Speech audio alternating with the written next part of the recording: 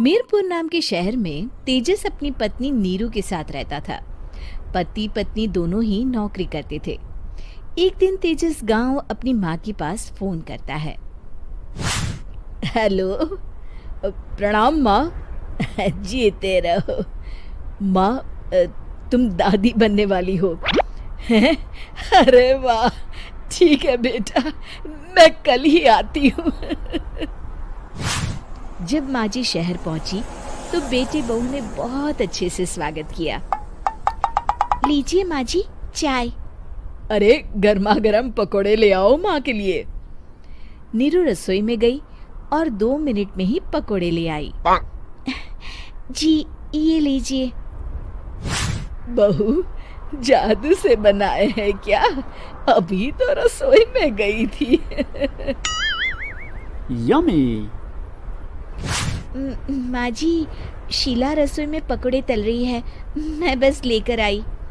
हे भगवान, मेरा धर्म भ्रष्ट कर दिया तूने। अब तो गंगा जल से शुद्धिकरण करना होगा। दूसरे दिन, माँ जी मैंने नाश्ता बना दिया है, ऑफिस जा रही हूँ। पर अभी तो घर का सारा काम पड़ा है। शीला आती ही होगी, झाड़ू पोछा बर्तन कपड़े वो सब कर लेगी। हमारे जमाने में घर का सारा काम हम ही करते थे। जी माँ जी, आप बहुत होशियार हैं, मैं घर ऑफिस दोनों नहीं संभाल पाती। तो जरूरत क्या है घर से बाहर जाकर चाकरी करने की? वैसे भी घर का काम खुद करने से घर में बरकत आती है, समझी? पर माँ जी। पर वर कुछ नहीं, इस महीने की पगार मिले फिर ऑफिस बंद। हाँ। रात को नीरू तेजस से कहती है, सुनिए जी, माँ जी बोल रही थी कि मैं नौकरी छोड़ दूं। वैसे ठीक ही तो है, अभी तुम्हें आराम की जरूरत है। फिर भी आराम कहाँ, शीला को छुड़ाने के लिए बोल रही थी। तो अब 24 घंटे में इतना काम तो कर ही सकती हो। पर जॉब पसंद है मुझे, घर पर मन नहीं लगेगा। अगले दिन जब दोनों ऑफिस के लिए निकल रहे थे, मेरी तो कोई कीमत ही नहीं है इस घर में। माँ जी, आजकल महंगाई बहुत है, रहन सहन भी बदल गया है, दोनों नौकरी करते हैं तभी ठीक रहता है। अच्छा, तू कहना क्या चाहती है? मेरा बेटा तुझे बिठा के खिला नहीं सकता? तू ही इस घर का खर्च चला रही है, हैं? नहीं माँ जी, मेरा वो मतलब नहीं था। मतलब खूब समझती हूँ, ये बाल धूप में सफेद नहीं किए मैंने। हाँ। अब तो ये रोज का काम हो गया था। तेजस भी रोज की झिकझिक से परेशान हो गया था। एक दिन उसने कहा, नीरू, वैसे भी तुम्हें मैटरनिटी लीव मिलने वाली है, तो अभी से ही छुट्टी ले लो। पर क्या, मेरी सैलरी अच्छी खासी है। आखिर नीरू ने रिजाइन कर दिया। जब बच्चा हुआ तो घर में सब बहुत खुश हुए। कुछ दिनों बाद तेजस फाइल देख रहा था। क्या हुआ तेजस, कुछ परेशान लग रहे हो? हाँ, वो हमारी जितनी सेविंग्स थी वो तो हॉस्पिटल में और छठी के फंक्शन में खत्म हो गई है नीरू।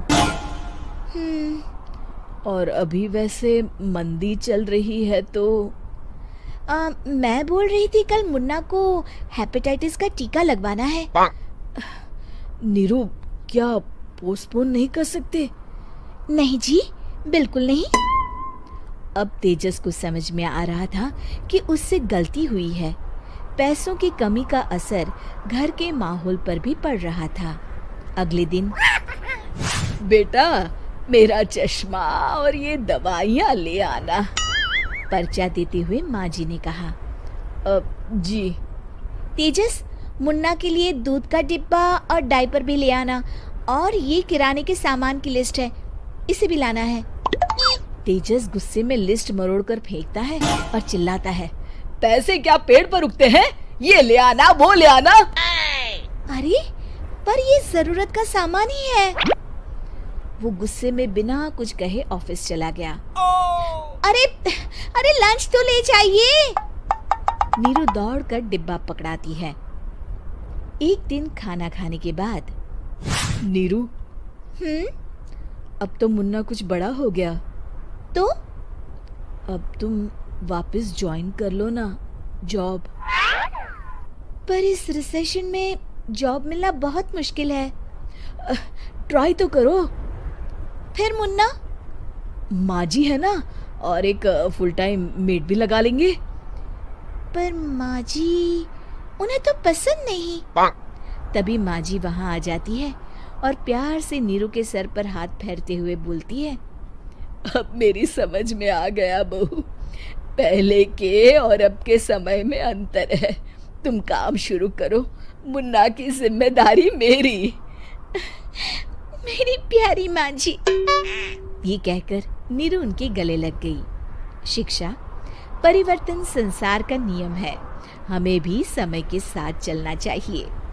उम्मीद है कि आपको हमारी ये कहानी पसंद आई होगी। कृपया हमारे चैनल को सब्सक्राइब करें और सभी अपडेट्स के लिए बेल आइकन जरूर क्लिक करें। और हाँ, वीडियो लाइक और शेयर करना मत भूलिएगा। Bye bye.